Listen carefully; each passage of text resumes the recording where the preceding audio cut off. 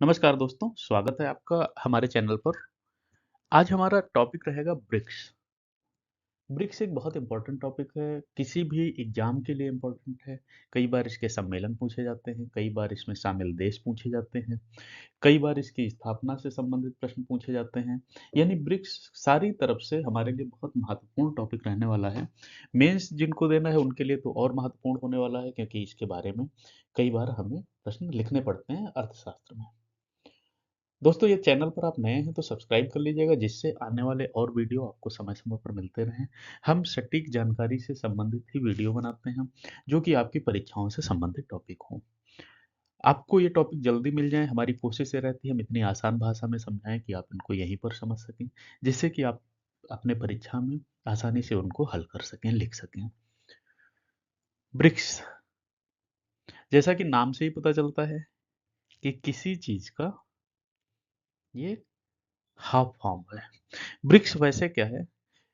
5 उभरती हुई वैश्विक अर्थव्यवस्थाओं का एक महत्वपूर्ण समूह है, जिसमें ब्राजील, रूस, भारत, चीन और दक्षिण अफ्रीका शामिल है। यह समूह वैश्विक आर्थिक और राजनीतिक मंच पर विकासशील देशों की भूमिका को सशक्त बनाने के उद्देश्य से गठित किया गया है। ब्रिक्स का नाम इसके सदस्य देशों के पहले अक्षरों से लिया गया है, जैसे ब्राजील का बी हो गया, रूस का आर हो गया, इंडिया का आई हो गया, चीन का सी हो गया और साउथ अफ्रीका का यस हो गया। इस प्रकार ये ब्रिक्स बना हुआ है 5 देशों की अर्थव्यवस्थाओं को जोड़कर। ब्रिक्स एक ऐसा सम्मेलन है, एक समूह है, सदस्य देशों का समूह है, जिसमें सारे देश कई मामलों पर चर्चा करते हैं, चाहे वो आर्थिक संबंधित हो या अन्य। आगे हम वो चीज समझेंगे। अगर हम इनके इतिहास की बात करें तो ब्रिक्स समूह की अवधारणा सबसे पहले वर्ष 2001 में गोल्डमैन सैक्स के अर्थशास्त्री जिम ओनिल ने दी थी। ये प्रश्न आपका पूछा गया है कि ब्रिक्स की जो स्थापना है, किसने इसकी अवधारणा दी थी? उन्होंने कहा था कि ये जो 5 देश हैं, ब्राजील, रूस, भारत, चीन, भविष्य के वैश्विक अर्थव्यवस्था में महत्वपूर्ण भूमिका निभाएंगे। इसके बाद इन देशों ने आपसी सहयोग को औपचारिक रूप से 2009 में पहली बार एक सम्मेलन किया। यानी अगर हमसे पहला सम्मेलन पूछा जाएगा तो वो हम कहेंगे 2009 में हुआ, यानी ब्रिक्स का गठन 2009 में हुआ। अब इसमें जब साउथ अफ्रीका जुड़ गया 2010 में, तब ये हो गया ब्रिक्स। पहले क्या था?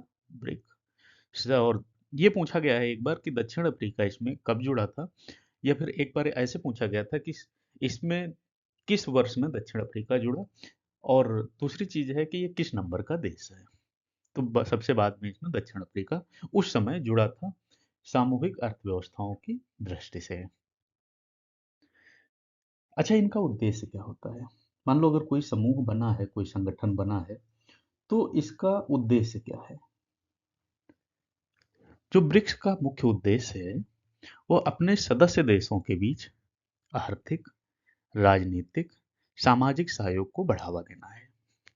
इसके साथ ही यह समूह विश्व के विकासशील और उभरती हुई अर्थव्यवस्थाओं की आवाज को अंतरराष्ट्रीय मंच पर सशक्त करता है। इस संगठन का उद्देश्य वैश्विक आर्थिक असमानता को दूर करना और बहुपक्षीय सहयोग को बढ़ावा देना है। देखिए, ये इंटरनेशनल रिलेशन का भी टॉपिक हो जाता है, जो कि आपके मेंस का एक विषय रहता है। ये जो आपको ये लोग दिख रहे हैं खड़े हुए, ये लोग नहीं हैं, ये देश हैं। ये 5 देश हैं, 5 अर्थव्यवस्थाएं हैं, जिनका सम्मेलन होता है, जिनके सम्मेलन में विकास की बात होती है। आर्थिक विकास है, राजनीतिक स्तर पर है, सामाजिक स्तर पर है, कैसे चीजों को आगे बढ़ाया जाए, कैसे हमारी अर्थव्यवस्था को एक नई गति दी जाए, इससे संबंधित इसमें बात होती है। अब हम फिर देखते हैं ब्रिक्स में अभी क्या हुआ। कुछ दिन पहले कुछ देश और जोड़े गए। तो इतना तो हमने समझ लिया कि ब्राजील है, रूस है, भारत है, चीन है, और 2010 में जुड़ा दक्षिण अफ्रीका है। 2009 तक ये 3 और 2010 में दक्षिण अफ्रीका। नए देश इसमें कौन से जुड़े बाद में? मिस्र, इथियोपिया, ईरान, सऊदी अरब और संयुक्त अरब अमीरात, ये इसमें बाद में जुड़े। अब जो ब्रिक्स का जो नया सिंबल होता है, यानी अब जो ये देश हैं, ये हैं जो अभी आपने देखा था 5 अर्थव्यवस्थाएं, अब की अर्थव्यवस्थाएं हमारी ये हैं। ये देश इसमें और शामिल हुए हैं। इनके भी शामिल होने का उद्देश्य क्या है? एक तो संगठन हमारा मजबूत हुआ है, दूसरे अब हमारी जो चर्चा है वो इतने देशों के बीच होगी, हमारी अर्थव्यवस्था की जो बातचीत है इतने देशों के बीच में हुआ करेगी। इनका जो कहते हैं कि मुख्य क्षेत्र क्या है बात करने के, देखिए पहली है अर्थव्यवस्था और व्यापार पर बात होती है, साइंस टेक पर बात होती है, संस्कृति शिक्षा पर बात होती है, स्वास्थ्य चिकित्सा पर बात होती है, पर्यावरण और जलवायु परिवर्तन पर बात होती है। पर्यावरण और जलवायु ये बहुत महत्वपूर्ण मुद्दा है हमारे अ, अंतर्राष्ट्रीय मुद्दों के बीच में। हम हर एक जलवायु परिवर्तन या फिर इनसे संबंधित जो भी टॉपिक हैं उन पर हम वीडियो देंगे, जिससे कि आप कम समय में वो चीज़ें भी आराम से याद कर सकें। हम हर टॉपिक पर छोटे-छोटे वीडियो दे दिया करेंगे, जिससे कि आपको समझने में आसानी होगी, कम समय में आप याद रखेंगे और आपको हमारी ये बातें याद रहेंगी, तो आप एग्ज़ाम में आराम से हल कर सकते हैं, लिख सकते हैं।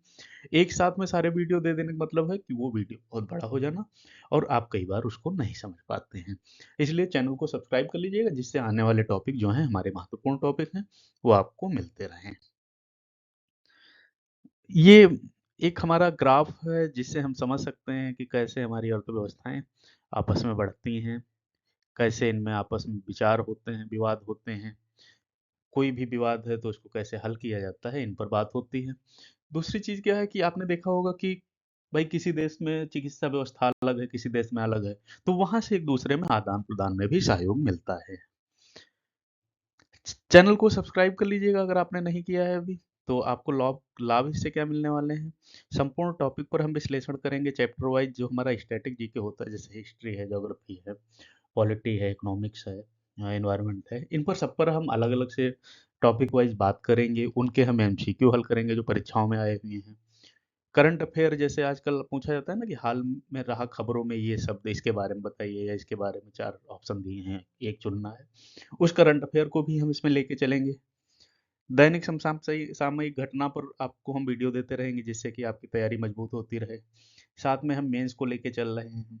समझाने की भाषा शैली हम कोशिश करते हैं कि बहुत आसान हो, जो कि आपको मदद करे समझने में, सीखने में। फिर भी यदि आपके कोई सुझाव होंगे, तो आपसे प्रार्थनीय है। परीक्षा के नोटिफिकेशन आपको मिलते रहेंगे, रिजल्ट की अपडेट, सरकारी योजनाएँ जो हमारी परीक्षाओं में आने वाली हैं, उनसे संबंधित हम आपको वीडियो देते रहेंगे। बजट है, गजट है या अन्य कोई सरकारी कागज़ है, उनके बारे में हम आपसे डिटेल में बात करेंगे, जो कि हमारी परीक्षा की दृष्टि से महत्वपूर्ण होने वाले हैं। इसलिए अगर आपने चैनल को सब्सक्राइब नहीं किया है, तो सब्सक्राइब कर लीजिएगा। यार कर लो सब्सक्राइब, कमेंट-वमेंट कर दिया करो अगर चीज़ें अच्छी लग रही हैं, जिससे कि हम जल्दी-जल्दी चीज़ें आपके लिए लाते रहें और आप हमें भी थोड़ा एनर्जी मिलती है, हमारी भी मेहनत को थोड़ी ऊर्जा मिलती है, जिससे कि हम आपके लिए और अच्छी चीज़ें ला सकें। तो सब्सक्राइब करना ना भूलिएगा, कमेंट करिएगा, लाइक करिएगा। अब देखते हैं ब्रिक्स की उपलब्धियाँ क्या रही हैं। ब्रिक्स ने क्या-क्या बनाया? देखो कई क्षेत्रों में महत्वपूर्ण उपलब्धियाँ, सबसे जो बड़ी इसमें चीज़ है एनडीपी है, न्यू डेवलपमेंट बैंक। इस पर क्वेश्चन अलग से आया था कि ये कब बना था। 2014 में ब्रिक्स ने न्यू डेवलपमेंट बैंक की स्थापना की। यह बैंक विकासशील देशों को बुनियादी ढांचे और सतत विकास परियोजनाओं के लिए वित्तीय सहायता प्रदान करता है। बहुत इंपॉर्टेंट है, आप इसको समझ लीजिएगा, इस पर प्रश्न आता ही आता है। फिर आपसी व्यापार है, यानी ब्रिक्स देशों ने आपस में व्यापार में वृद्धि हुई है। इन देशों ने डॉलर की बजाय स्थानीय मुद्राओं में व्यापार को प्रोत्साहन दिया। पहले क्या था, जो व्यापार होते थे अंतर्राष्ट्रीय स्तर के, वो सब डॉलर में ही होते थे। अब क्या है, हर देश की चूंकि मुद्रा अलग है, सबकी मुद्रा डॉलर नहीं है, अपनी मुद्रा जैसे रुपया है। तो यहाँ पर ब्रिक्स ने ये डिसाइड किया कि जिसकी जो मुद्रा है उस मुद्रा में व्यापार होगा, जिससे कि उन सबकी मुद्रा अपनी अपनी उसकी एक महत्ता बनी रहे। विज्ञान और तकनीकी सहयोग, इसमें क्या होता है, ब्रिक्स देशों ने विज्ञान, प्रौद्योगिकी और नवाचार के क्षेत्रों में आपसी सहयोग को बढ़ावा दिया है। अब ये समझते हैं कि ब्रिक्स में जो होता है काम कैसे करता है। तो ब्रिक्स के सम्मेलन होते हैं। ब्रिक्स काम कैसे करता है, इसके सम्मेलन होते हैं। सम्मेलन इसके पहले निर्धारित किए जाते हैं, अलग-अलग देशों में होते हैं। कभी किसी सदस्य देश में होगा, कभी किसी सदस्य देश में होगा। तो बाकी जो सदस्य देश हैं, वो वहाँ पर जाते हैं। उनके जो राष्ट्र के मुखिया हैं, वहाँ पर जाते हैं और उसमें सहभागिता करते हैं। 16 जून 2009 को यानी जो हमारा पहले सदस्य देश था, इसमें एक शब्द आता है मेजबान देश। मेजबान देश वही होता है कि जो मेहमानों को बुलाता है। भाई जैसे अगर मान लो 9 हैं, मान लो 5 पे ही बात करते हैं, जैसे 5 हैं, तो 5 में 1 तो अपना करेगा और 4 उसके यहाँ मेहमान होंगे। फिर अगली बार में 1 देश करेगा, बाकी मेहमान होंगे। तो जो मेजबान देश है यानी जो अपने यहाँ पर ये बनाता है, जो इसको इसकी रचना करता है, जो सबको बुलाता है, वो मेजबान देश कहलाता है। तो सबसे पहला जो हुआ था, उसका मेजबानी किसने की थी? रूस ने। अब हाल ही में एक हुआ है 2024 वाला, जो आपके लिए महत्वपूर्ण है। वो कब हुआ है? 22 से 24 अक्टूबर 2024 के बीच में हुआ है। 22 से 24 अक्टूबर 2024 में हुआ है। यह रूस में इस फिर से रूस ने इसकी मेजबानी की है। भारत में कौन सा हुआ था? भारत में हुआ था 9 दिसंबर 2021 वाला। उसकी जो मेजबानी है वो भारत ने की थी 9 दिसंबर 2021 में। अगला जो होना है 2025 वाला, वो स्थान तो तय है ब्राजील में, लेकिन अभी उसकी तारीख तय नहीं है। तो आपको ये ध्यान रखना है, अगर आपका पेपर उससे पहले होगा तो केवल स्थान पूछा जाएगा, वैसे आपसे तारीख भी पूछी जा सकती है। तो इस चीज़ का हमें ध्यान रखना पड़ेगा, क्योंकि कई बार तारीख पूछी जाती है, कई बार तारीख नहीं पूछी जाती है। अच्छा, एक चीज़ और इसमें हमें ध्यान रखनी है ब्रिक्स में, इसका एक पूछते हैं कि जैसे स्थापना के बारे में पूछ लिया, ये किस प्रकार का संगठन है? तो यह आपका अंतर सरकारी संगठन है। ये शब्द होगा भी, अंतर सरकारी संगठन है आपका। तो ये ब्रिक्स के बारे में महत्वपूर्ण जानकारी रही, जो कि आपकी परीक्षा के लिए महत्वपूर्ण है, जो कि सारी परीक्षाओं में आएगी, इसलिए इसको हमें समझना पढ़ना बहुत जरूरी है।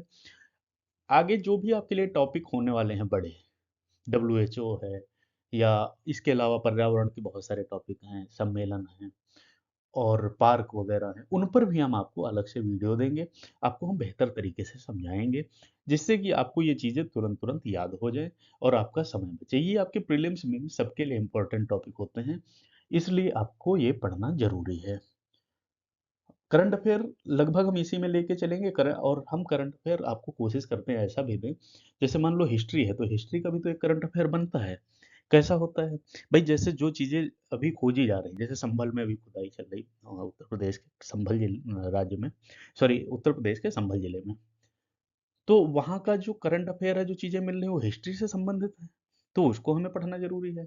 कुंभ हो रहा है, महाकुंभ, उसको हमें पढ़ना ज़रूरी है। या और गतिविधियाँ जो हमारे यहाँ चल रही हैं आस-पास में, तो उनको पढ़ना हमारा ज़रूरी है। वो उस विषय से संबंधित करंट अफेयर बन जाता है।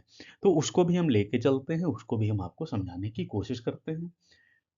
अगर आपको ये वीडियो पसंद आया हो तो आप इसको लाइक करिएगा, कमेंट करिएगा, अपने दोस्तों में शेयर करिएगा। नए हैं तो सब्सक्राइब ज़रूर करिएगा, जिससे कि आपको आने वाली वीडियो समय पर मिलती रहें। नमस्कार।